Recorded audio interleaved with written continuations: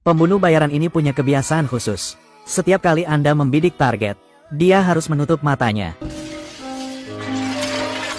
Lalu tarik pelatuknya, jelas dia bertindak terlalu jauh kali ini.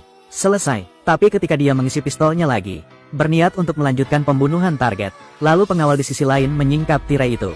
Meskipun ini adalah pertama kalinya Kuong gagal, tapi itulah alasannya, berita buruk menantinya. Setelah membersihkan tempat kejadian, dia segera mengenakan helmnya dan segera turun ke bawah. Kemudian gunakan telepon khusus untuk mengaktifkan mobil listrik milik orang lain.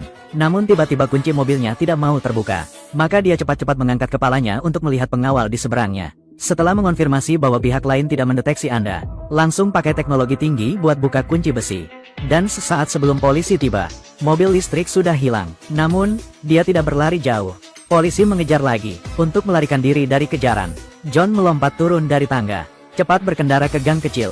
Meskipun untuk sementara waktu lolos dari kejaran polisi, tetapi harus diketahui bahwa pembunuhan presiden gagal. Tidak mudah untuk keluar. Kemudian dia buru-buru memarkir mobilnya di bawah jembatan layang. Lalu pergi ke sebuah toko serba ada dan berbohong bahwa saya ingin pergi ke kamar mandi. Fakta melepas pakaian di kamar mandi. Bersihkan bau mesiu dari tubuhmu. Setelah semuanya selesai, John segera keluar untuk memanggil taksi. Pergi ke bandara dan bersiap untuk meninggalkan negara ini. Namun ketika dia sampai di loket untuk mengambil tiket pesawatnya, menemukan seekor anjing polisi sedang menatapnya. Hal ini membuat John curiga, memutuskan untuk membatalkan penerbangan ini. Kembali ke kamar mandi, bersihkan tubuhmu lagi, lalu dia membeli tiket pesawat lagi. Dan sambil menunggu pesawat, John pun menelepon bosnya, mengatakan rencana pembunuhan presiden gagal. Kamu akan mati, saya menyarankan Anda untuk berhati-hati sekarang.